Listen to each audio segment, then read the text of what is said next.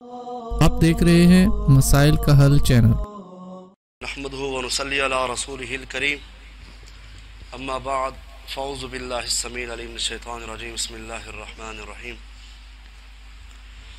سب سے پہلے تمام لوگوں کو مبارکباد کہ رمضان ماشاءاللہ شروع ہو چکا ہے اور آپ خوش نصیب ہیں، آپ نے رب کا قرآن سنا۔ یہ نصیب کی بات ہوتی ہے، یہ ہر کسی کے بس میں نہیں ہوتا۔ رمضان تو ہر سال آتا ہے نا جی، لیکن خوش نصیب لوگ روزے بھی رکھتے ہیں، قرآن سنتے بھی ہیں اور قرآن سناتے بھی ہیں۔ سننے والے بھی خوش نصیب ہوتے ہیں اور سنانے والے بھی خوش نصیب ہوتے ہیں۔ انشاءاللہ مجھے امید ہے جنت میں بھی ہم لوگ ایسے اکٹھے ہوں گے۔ تو دعا کریں اللہ تمام مومن مسلمان بھائیوں کو جنت میں ایسے ہی اکٹھا عطا فرمائے۔ سارے آمین کہہ دو۔ تو یہ محفل ہے قرآن کی، قرآن سنا آپ نے تو اس کی آپ تفسیر سنیں گے۔ تو اگر پورے سپارے کی ہی تفسیر بیان کرنا چاہیں تو وقت کافی درکار ہے، بالاختصار کے ساتھ۔ آپ نے سنا سورۃ البقرہ کی آیت مبارکہ ماشاءاللہ، تو پورا سپارے کی تلاوت ہوئی۔ تو ان میں سے مین جو چیزیں میں نے بتانا چاہتا ہوں، ایک تو اللہ رب العزت نے فرمایا وَمَا كَانَ اللَّهُ لِيُضِيعَ إِيمَانَكُمْ۔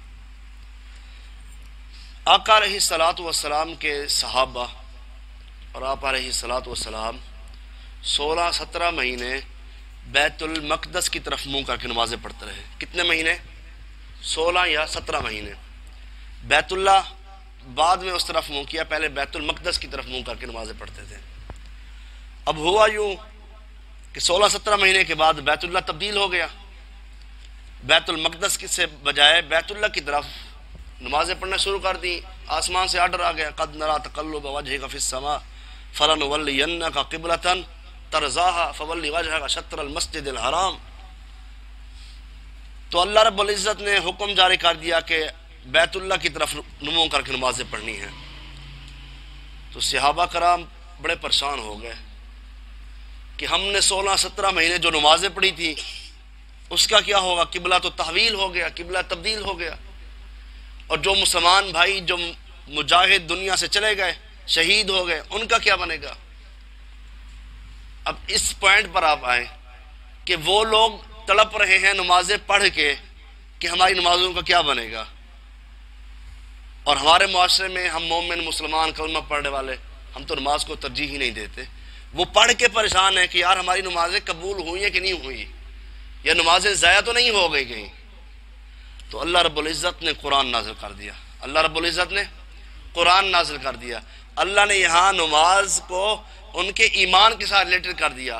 اللہ فرماتے ہیں اے پیغمبر صلی اللہ علیہ وسلم اپنے یاروں کو، اپنے دوستوں کو، اپنے وفاداروں کو بتا دیں کہ وَمَا كَانَ اللَّهُ لِيُضِيعَ إِيمَانَكُمْ، اللہ نے ان کی نمازوں کو، ان کے ایمان کو ضائع نہیں کیا۔ جیسے ہی بیت اللہ کی طرف منہ کر کے نماز پڑھنا اجر ہے، ایسے ہی بیت المقدس کی طرف جو منہ کر کے نمازیں پڑھتے رہے ان کو بھی اس کے برابر اجر ہے۔ اللہ نے ان کی نمازوں کو کیسے ضائع کر دیا؟ حضرات یہ پڑھ کے پریشان بیٹھے ہیں کہ ہماری نمازوں کا کیا بنے گا۔ آج ہم بھی ہیں نمازیں پڑھ کے کوئی پرواہ نہیں ہے، ہم دن کے اندر نمازیں چھوڑ دیتے ہیں، دل کرتا ہے پڑھ لیتے ہیں۔ حضرات ذی وقار یہ قرآن ہمیں کھول کے یہی بتا رہا ہے کہ نماز کی پابندی کریں، پابندی، حفاظت کریں اپنی نمازوں کی۔ حافظو علی الصلوات، ابھی آپ نے سنا ہے نا قرآن کے اندر، حافظو علی الصلوات والصلاۃ الوسطیٰ۔ یہ وسطیٰ کون سی نماز ہے؟ یہ درمیانی، یہ نماز اثر۔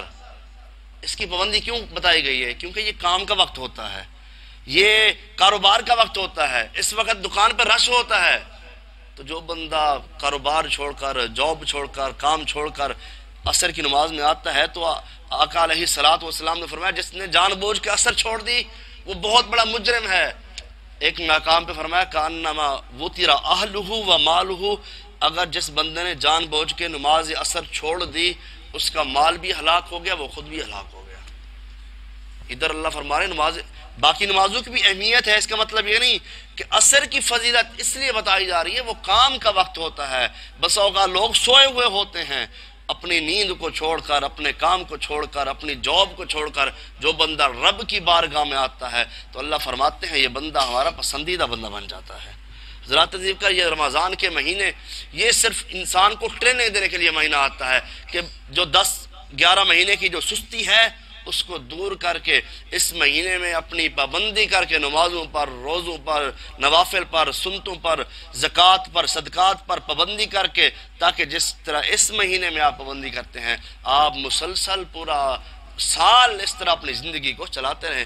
یہ تو ہر سال آئے گا، رمضان ہر سال آئے گا جی، یہ ہمارا عقیدہ ہے، رمضان ہر سال آئے گا۔ پتہ نہیں اگلے سال ہم ہوتے ہیں یا نہیں ہوتے، یہ بھی رمضان ہم پورا کر سکتے ہیں نہیں سکتے۔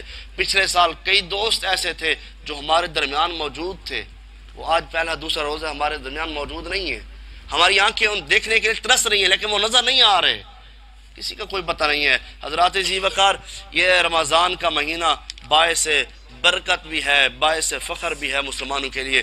اللہ نے اس کے اندر نماز کی تو ویسے ہی پابندی کا، ہر پورا سال پابندی کا حکم ہے، اس مہینے ٹریننگ کے لیے آپ نماز کی پابندی کریں۔ اور اس کے علاوہ دوسرے آدھے سپارے میں اللہ رب العزت نے ایک مقام پر ارشاد فرمایا وَيَسْأَلُونَكَ عَنِ الْمَحِيضِ قُلْ هُوَ أَذًى فَاعْتَزِلُوا النِّسَاءَ فِي الْمَحِيضِ، یہ عورتوں کے مسائل، اور یہ مسائل بھی بتانا ضروری ہے شریعت کے اندر۔ اللہ رب العزت نے فرمایا کہ یہ مسائل بھی بتائے جائیں کیونکہ قرآن نے کھول کر واضح کر دیے ہیں، تو مستورات بھی، مائیں بہنیں بھی آئی ہوئے ہیں، ادب کا تقاضا ہے کہ ان کے مسائل بھی ان کو بتائے جائیں۔ اللہ فرماتے ہیں وَيَسْأَلُونَكَ عَنِ الْمَحِيضِ، یہ لوگ آپ سے حیض کے بارے میں سوال کرتے ہیں، انہیں بتا دیں قُلْ هُوَ أَذًى فَاعْتَزِلُوا النِّسَاءَ فِي الْمَحِيضِ، یہ گندگی ہے۔ جب یہ عورت اس مقام پر پہنچے تو مردوں کو چاہیے فَاعْتَزِلُوا النِّسَاء، ان سے دور ہو جائیں۔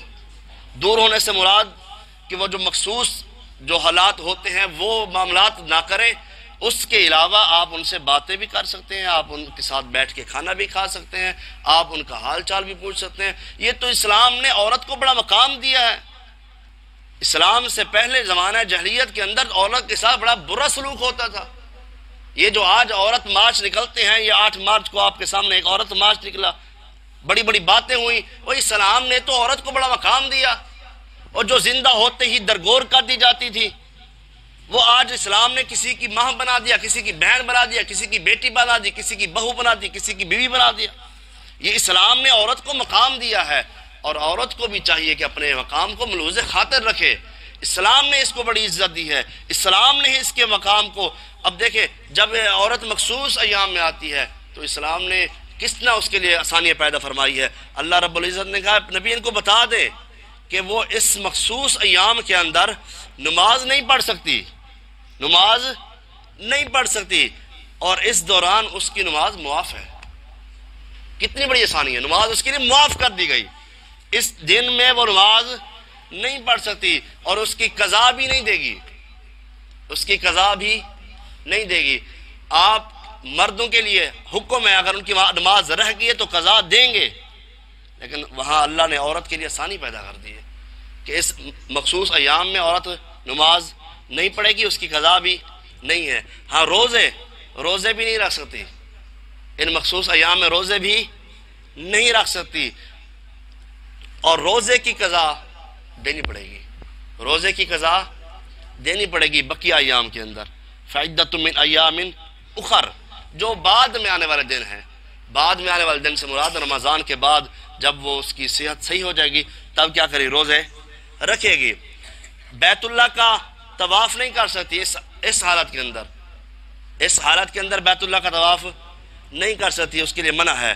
ہاں مسجد میں بلا بہت مجبوری ہے، کیونکہ امہات المومنین سے یہ مسئلہ ثابت ہے کہ وہ مجبوری کی حالت میں مسجد میں داخل ہو جایا کرتی تھی۔ جب آقا علیہ السلام اعتکاف میں بیٹھے تھے تو امہات المومنین مسجد میں داخل ہو جایا کرتی تھی اس حالت میں، تو وہ قرآن کو نہیں چھو سکتی، یہ شرعی مسئلہ ہے۔ لیکن بعض محدثین فقہا کا یہ حکم ہے اور ان کا یہ بتا رہے ہیں کہ ان کے نزدیک قرآن سن سکتی ہے، جیسے وہ حدیث میں آتا ہے نا کہ عید کے موقع پر جو مخصوص ایام والی عورت ہے بلا شک وہ نماز نہ پڑھے لیکن مسلمانوں کی دعاؤں میں اب دعا میں تو قرآن کی آیات بھی تو پڑھتے ہیں نا جی. تو اس سے یہ استدلال ہے کہ علماء کہتے ہیں قرآن سن سکتی ہیں لیکن قرآن کو ہاتھ نہیں لگا سکتی. تو ایک ہوتا ہے الہ، یہ تو ہے نا، وَيُؤْلُونَ قرآن کی یہ آیت ہے کہ الہ کیا ہوتا ہے؟ الہ سے مراد یہ ہے علیحدگی. الہ سے کیا مراد ہے جی؟ علیحدگی. آقا علیہ السلام نے بھی الہ کیا ہے. ایک دفعہ آقا علیہ السلام نے الہ کیا تو آپ فرماتے ہیں میں پورے مہینے کے بعد گھر آؤں گا، میں پورے مہینے کے بعد گھر آؤں گا. تو کائنات کے امام الانبیاء جناب محمد الرسول اللہ صلی اللہ علیہ وسلم 29 دن کے بعد گھر میں تشریف لے آئے. کتنے دن کے بعد؟ 29 دن کے بعد گھر میں تشریف لے آئے. ماں جی عائشہ صدیقہ طاہرہ طیبہ رضی اللہ تعالیٰ عنہ فرماتی ہیں اللہ کے نبی صلی اللہ علیہ وسلم آپ نے تو کہا تھا میں مہینے کے بعد آؤں گا، آپ تو 29 دن کے بعد آ گئے. تو کائنات کے امام جناب محمد الرسول اللہ صلی اللہ علیہ وسلم فرماتے ہیں کہ چاند کا مہینہ 29 کا بھی ہوتا ہے اور 30 کا بھی ہوتا ہے، اس لیے آج چاند نظر آ گیا میں بھی آ گیا. تو یہ الہ علیحدگی ہے. اس کی مدت کتنی ہے؟ اس کی مدت 4 مہینے ہے. 4 مہینے کے بعد اگر خاوند واپس نہیں لوٹا تو طلاق واقع ہو جائے گی. طلاق واقع ہو جائے گی. 80 سال 90 سال انتظار نہیں کیا جائے گا، صرف 4 مہینے انتظار ہے. کتنے مہینے انتظار ہے جی؟ شریعت نے کتنے مہینے کہے ہیں؟ 4 مہینے انتظار کر سکتی ہے عورت. اس کے بعد اگر خامد واپس نہیں آیا، گم بھی ہو گیا، تو پھر بھی اس کا انتظار نہیں ہوگا. 4 مہینے کے بعد وہ اپنی عدت پوری کر کے اس کو حق حاصل ہے، وہ دوسری جگہ بھی نکاح کر سکتی ہے. طلاق والی عورت ابھی قرآن میں ہم پڑھ رہے تھے، ثلاثہ قروء. مطلقہ عورت کی عدت کتنی ہے؟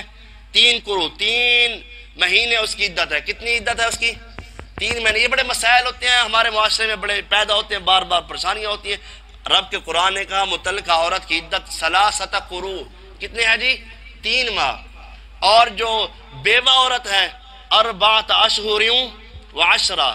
کتنے؟ 4 مہینے 10 دن. 4 مہینے 10 دن. یہ مسائل پتہ ہونے چاہیے، یہ شرعی مسئلہ ہے، یہ قرآن کا مسئلہ ہے.